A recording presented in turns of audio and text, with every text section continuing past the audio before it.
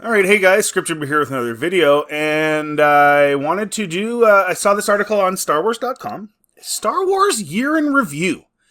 And so let's discuss how 2024 went for Star Wars. And surely this will give it a positive spin. I'm not going to read this entire article. It's quite lengthy, and you guys don't want to sit here and listen to that. So we're going to just focus on a few bullet points here. So I'm going to just check this out real quick here. We weren't even 2 weeks into 2024 when we got some of the biggest news of the year.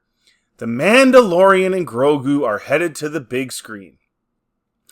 While we can't wait to find out what the Clan of Two is up to next, there are plenty of exciting stories, bittersweet send-offs, and other announcements, anniversaries, and releases in the Star Wars galaxy. We said goodbye to Clone Force 99 in Star Wars The Bad Batch and said hello to K-Vess in Star Wars Outlaws. Does this sound exciting, guys? Like, think of how amazing 2024 was for Star Wars. Oh my gosh! Just reading that sentence, let's read it again. We said goodbye to Clone Force 99 in Star Wars The Bad Batch and said hello to K-Vess. I mean, if there ever was a deep and original and not a Han Solo copy, it's K-Vess. That is like, she's like so different, and like her job is different, and like it's amazing. It was a year that brought not just one but two new live action series on Disney Plus. Was there two? What was the other one? Oh yeah. Oh yeah, the Acolyte, that's right. I kind of forgot about that. The LEGO Group put a fresh spin on the LEGO Star Wars galaxy with Darth Jar Jar. And we celebrated the debut of the original Gungan 25 years ago in Star Wars The Phantom Menace. Which actually, you know what, at the box office it did pretty good, the re-release. Always two there are, right? And the Empire loomed over New York City for one unforgettable evening.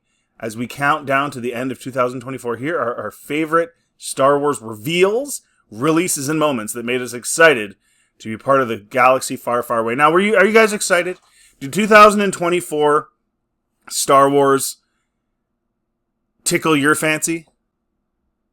Let me know in the comment section what part of the 2024 Star Wars titillated and excited you. Let me know. Ooh, look, the finger. That's a Filoni original right there. Look at the finger. They're standing on the big statue, the big Lord of the Rings statue. Favreau and Filoni have completed production on Mandalorian and Grogu. Now, we all know that Season 4 of Mandalorian and Grogu was always intended to be a movie. Because we know that Kathleen Kennedy and the Lucasfilm executives are all very, very organized. This was always part of the plan. Just like Palpatine. Remember when Kathleen Kennedy told us that Palpatine was always part of the plan? Remember that? I believe her. She's just the most honest and professional and just such a good marketer and just so organized. So of course I believe her when she says that. And of course I believe them when they say that The Mandalorian and Grogu Season 4 was always supposed to be a movie. And this isn't a desperate attempt to try and get the audience back for Star Wars. Of course not. Why would anyone think that? And I'm really looking forward to Adventures in Babysitting on the big screen. You know, I don't have any way of expressing my excitement to see this baby being carted around everywhere again, because we need him to be that plot device so that when something is really major is going to happen and maybe kill some people that we don't want to die, he can stick his hand out. And so, and save everybody. So I'm really looking forward to him just being there, eating cookies, maybe throwing up, can't hardly walk, being carted around by everybody, and also being the most powerful Jedi in the history of Star Wars. The cooing. I can't wait for more cooing. And the fact that it's on the big screen and I have to go pay, I'm guessing probably the same amount of money it would cost for a month of Disney Plus to go and watch that movie. And then when you include the snacks, I can't wait to spend $30 or $40 to watch Grogu be carted around so that he can stick his hand out at the end of the movie and save Din and everybody else. Awesome stuff. So anyway, that announcement happened in 2024, and that is amazing to me. And as if it wasn't good enough news, soon after Filoni revealed that he's hard at work on Ahsoka Season 2. Dave Filoni is hard at work. I have to believe that we'll get at least 4 to 6 hours of footage in that show that could easily have just been condensed into 2. And what's really cool about that is you get a lot of standing around, a lot of long, drawn-out conversations about nothing. Some people complain and call it filler, but I'm so intrigued when these episodes are drawn out for no reason. It's awesome. And that's one of the reasons that Ahsoka Season 1 was so good. And so the announcement of Season 2 is one of the highlights of 2024 Disney Star Wars. 100%. After the cliffhanger that returned Ezra and Hera Syndulla only to strand some of our favorite Rebel heroes in a galaxy far, far away and brought Admiral Thrawn. Yeah, the fact that the space whales, that you get your ship to get eaten by a space whale. So you find a way to get the whale to eat an object they would never eat. You know what I mean? It'd be like putting a Hot Wheels car in your mouth and just sucking on it for a while, for several hours or whatever. And then you travel through space, and then somehow you you just open your mouth, I guess, and they leave, and then the Hot Wheels comes out of your mouth in the other galaxy. The other people went back to the old galaxy because we needed a new galaxy because the old galaxy's become so convoluted since 2012, I guess, that they needed a new galaxy to start fresh. And then Sabine is a Jedi and knows how to use the Force without training at all in it, except for that one time when they talked about moving that cup, remember? And then she just knew how to Force push Ezra 100 feet in the air. It was amazing. But then her and Ahsoka are left on the other planet, on the other galaxy. And then Ezra went back to the old galaxy. And so now we get the opportunity to experience the space whales again. And that is what makes the fact that Filoni is working hard on Ahsoka Season 2 one of the biggest and most amazing announcements of 2024. Skeleton Crew. Yeah, it's just so great that I don't know how people don't understand the level of amazingness it took to make this show.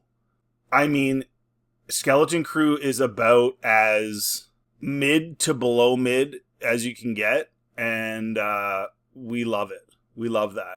I love the last episode. I love episode 4 because it was really long and drawn out, and there was a whole bunch of stuff that was unnecessary in there, and it was a nice, really nice filler episode. I love that we watched the whole episode, and literally the only thing that happened is we found out that Shmi, or SM-33's captain, scratched out the coordinates for himself. And so they can't get home based on the coordinates they found in the tower thing. And the fact that I watched a 30-minute episode to get that information was awesome. And I loved all the other stuff that people would say it's pointless, but sending kids into the front lines during like a war zone is so awesome and cool. And what's even better about it is that the guy who sent the kids to the front lines, including his own daughter, he's like so nice to them. Like the first thing he says is, "Hey, we're going to feed you and then we're going to train you to fight," to like 10-year-olds. I mean, what a lovely human being that guy is. I mean, if that was my dad and he was sending me to the front lines, I'd be like, "Dad, like, you're the best dad ever. Like, thank you." And if I die, that's literally like your Christmas present. And I'm happy to give you that. The Acolyte brought the High Republic era. Now, the Acolyte was incredible in a different way. I like that it was just like really emotionless most of the time. I like the blank stares on the faces because then you don't know what they're thinking.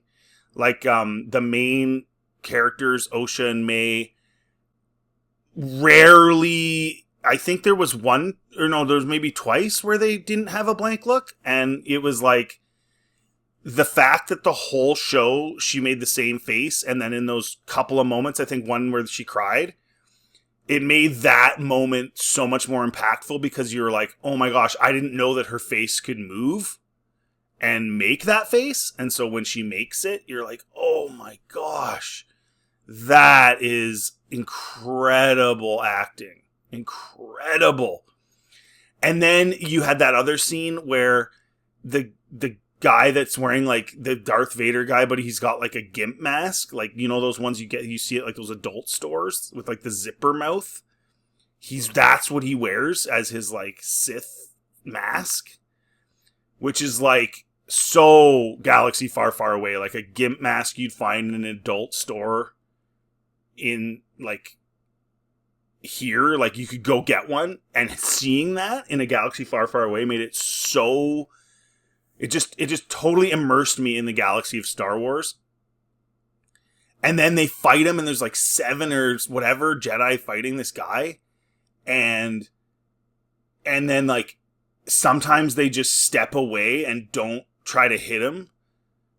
And so he's able to do more stuff, and then he ends up killing them all. And the way they did it, like, they would just go away for a minute. Like, Soul, like, completely left, right? Like, he didn't even want to fight him because this guy's so tough. He saw that zipper mask and was like, I'm outie, bro. And he just leaves. And then the guy kills all the rest of them. And again, they all, like, kind of take turns on him so that we see this amazing fight. Because if they all just at once swung at him, he would have been dead. And then what are you going to do? Like, he's one of the coolest villains ever. You can't just kill him. So, like, having them, like, step aside and wait sometimes so that he could still be there and fight them just really made the show amazing. And the fact that they changed Coruscant from, like, this or, like, the temple, like, the Coruscant temple, the Jedi temple, from this, like, massive, incredible, like, you know, this huge, vast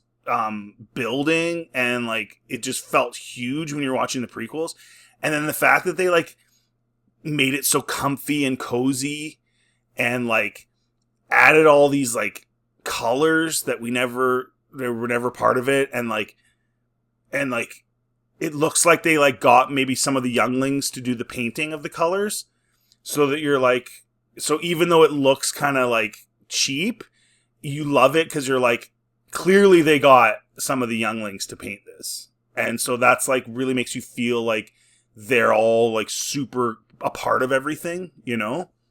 And like the really closed in boardroom and like it's like it makes you feel like it's a real intimate setting rather than the prequels where it was like this huge, massive thing with like really good lighting.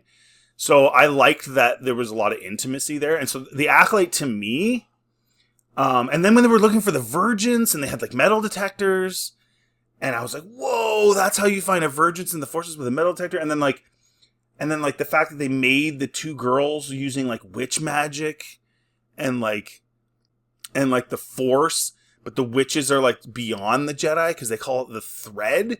And so, like, they're, like, so crazy powerful, better than the Jedi, which was awesome. because they're witches and like it's all women. And like, and then they had the two moms, which is like so progressive and amazing. And just, it honestly, like, I think The Acolyte might be the best Star Wars show. I mean, Star Wars anything ever made. Ever made. Ever made. Ever. Ever made. And so, yeah, 2024 has just been nothing but highlights.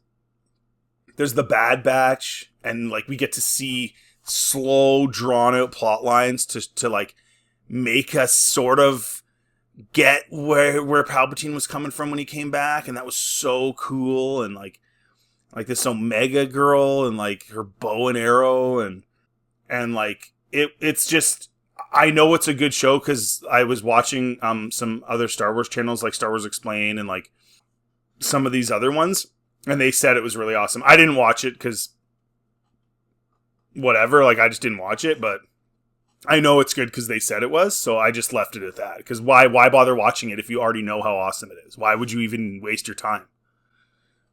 And then there was like Tales of the Empire, and like again, like so good I didn't even need to watch it, and I'm just hearing nothing but good things. And so I'm like, why am I going to waste my time watching something that's so awesome? Oh yeah, they did the whole like Empire State Building thing for that one day. And what's really so crazy about this is how it's an OT character. It's Darth Vader. And like, you know, it's so cool how Disney like humbles themselves, right? Like they could have easily put like Luke drinking green titty milk on there. They could have put Kylo Ren making a pouty face on there. They could have put Snoke, like after he got chopped in half, that could have been on there. They could have put Rose, Tico kissing Finn. They could have had, oh man, they could have had Poe saying somehow Palpatine returned. They could have had that gif on there. And they're just so humble, and they love George Lucas Star Wars so much, and they care so much about the authenticity of their role in this whole thing that they put Darth Vader. Like, how can people not understand the love and care that these people have for George Lucas Star Wars? How can they, like, it's crazy to me. Because, like, look, they put Darth Vader on the Empire State Building. They could have put anybody else. They could put anybody. They could have put Omega on there. And they didn't. They chose Darth Vader because they care. Oh, yeah, and then there was Rebuild the Galaxy and Darth Jar Jar. And everything was all twisted around, and the Millennium Falcon was black and, like, bad. And, like, what's so cool is, like, that this wasn't just a giant gimmick, right? Like, it was like everything everyone always talked about. So it just worked. It was just a great, fun show that, again, I didn't have to watch because it was just, I was told how amazing it was. The Ghost Crew celebrated the 10th anniversary of... Yeah, I mean, we had a get-together at the house here. And we had life-size cardboard cutouts of all the characters, and we posed with them. And I'm going to post those on Twitter one of these days, where we just, like... we made it so it looks like we're with them. And that's just because, like, we just felt like Rebels was just so amazing and made perfect sense story-wise. Like, it just made so much sense to, like, see Thrawn and use his character, right? Like, not following the actual EU story that he was in, but then just using him in this new, better story than the Thrawn trilogy. And just all the characters that they take from the EU and then write these way better stories than the crappy EU stories. Like, Disney's done such a good job of that. And, like, so to celebrate the 10th anniversary was, like, a no-brainer. Like, what do you think I'm going to do? Not celebrate it? Like, give me a break. Like, I went to Costco, bought a bunch of, like, appies. And we just ran, like, just kept running episode after episode on the TV. And, like, people were crying. People were throwing up. People were overflowing the toilet with excitement. And so, yeah, 10th anniversary of Star Wars Rebels. Huge announcement 2024. Star Wars The Phantom Menace. Yeah, again, humility in putting this out there. It did really well in the box office as well. And again, it just shows the humility of the current Disney regime, that they would lower themselves and still allow George's movies to come out sometimes. I think that makes them just some of the best people. And you got an exclusive look at the Acolyte, like a trailer. And I think probably almost everyone went to watch that in the theaters again to see the Acolyte thing. But again, it was still nice to see them humble themselves and acknowledge George, even though we all know everyone went to see the Acolyte thing, the Acolyte trailer. Star Wars Outlaws. I mean, just phenomenal. Like I said earlier, there's a part in the game where you literally eat, and like you can't get out of, like, once you start eating, you have to go through this whole big thing, and it's just the character growth and development of that. Eating your food and pushing buttons to eat your food and talk about your food, and you don't talk to anybody in the bar there. That part, you just eat your food. And it's like 15 minutes of like video game bliss. So, I mean, again, 2024 is just crazy. What else is there? Is there anything else? Ahsoka, the Mandalorian, and Cassian join Star Tours. Dazzling riders of Star Tours. The adventures continue courtesy of the creative minds at Walt Disney Engineering, Industrial Light and Magic, and Skywalker Sound, building on the already abundant 250 possible storyline combinations available.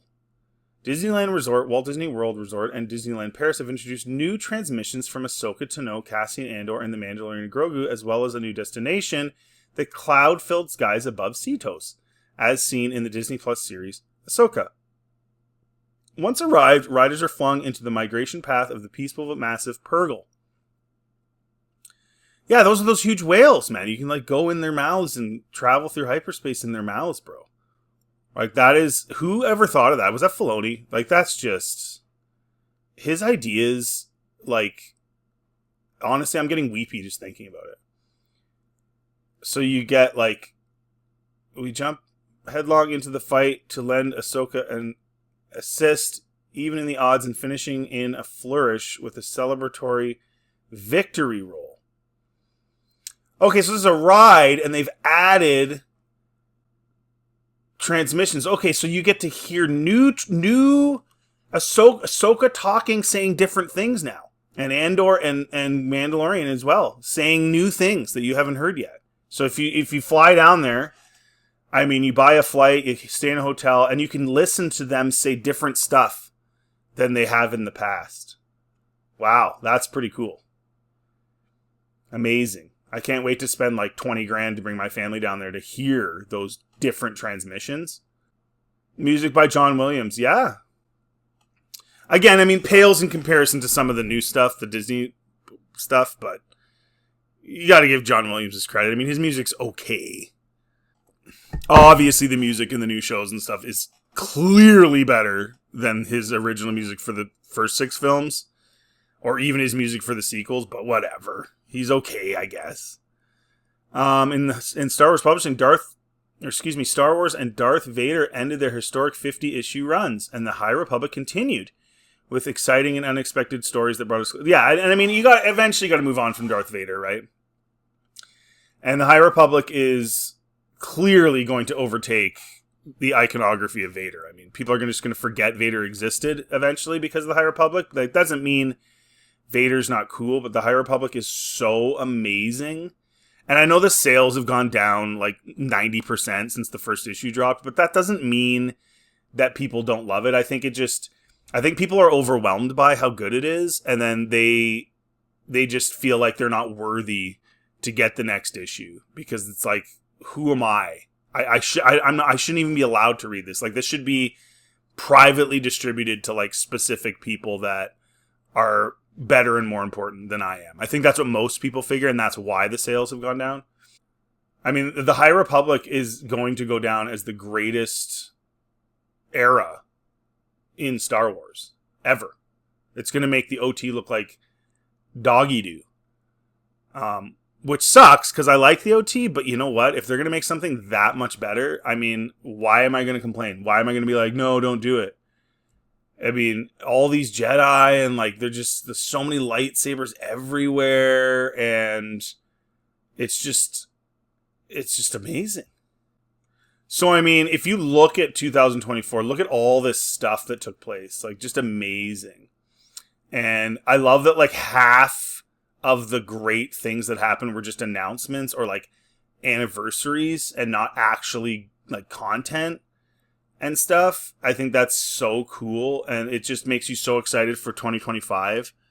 And so, like, I don't know, man, I'm just flabbergasted that 2024 was the greatest year for Star Wars in history, and I'm humbled and, like, just, it's amazing. Guys, let me know in the comment section. You know it's amazing. Don't lie. Anyways, if you like this content, please like and subscribe. It always helps the channel. Feel free to check anything else on my channel. Have yourselves a really good day.